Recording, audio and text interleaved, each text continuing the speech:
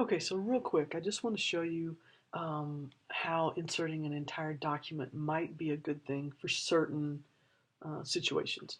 Like something like this where it's a document you want kids to have access to, and maybe it's a multi-page document like the handbook or whatever. This is not a place to insert the entire document. I strongly think you need to insert a link to the document. But there might be times where you want to insert the entire document, and we're going to look at a couple of those. So still have my Google Drive open with all of my Google Docs, and you'll still want to start here because you want to make sure that your sharing settings will allow anyone with a link to be able to see it. Otherwise, it'll sit on the Google site and it'll just say you don't have access to see this.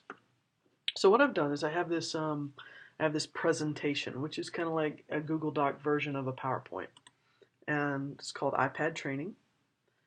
And wait for it to come up here. I'm going to go to the sharing settings. And right now it's shared with anyone who has a link can view, which is what I want.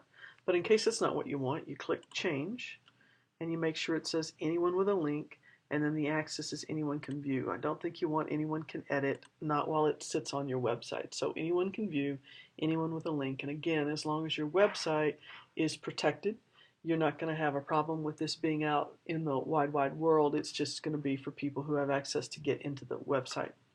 So click save. And you don't need to copy this link, you can just click done. So your sharing settings are good. Go back to your document, click the pencil to edit, and then click down where you're going to want to put it. I'm going to put it below Evernote's professional portfolio. So there's my cursor. And I'm going to go to insert, and now I'm going to choose insert presentation. Okay, not document, because that would be a Google Doc, and this is a presentation. So insert presentation. And then it brings up all of the different presentations I have in my Google Docs. This is the one we looked at. So I'm going to select it. I get the big blue bar around it, and I'm going to say select. Now I get a couple of options here. It's going to be called iPad Training. It's going to have a border around it, which I want because I want it to kind of set apart. The title will say iPad Training. I can either have it start slideshow as soon as the player loads or have it manually advance. I'm going to leave it at manually advance. And then you can restart the slideshow. So if it was like a movie and you want it to run over and over again, you could have it restart.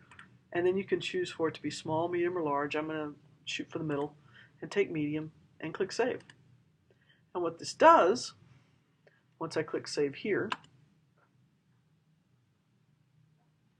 is it puts the entire presentation right here. So it's not a link that you have to go to another page to watch. It's where you can sit right here in the website, in the Google site, and flip through the presentation. And I think that might be a way that you might want to have kids perhaps do presentations, because they could place them on a Google site and then they would be accessible to anyone who could go to the site. Pretty slick, right?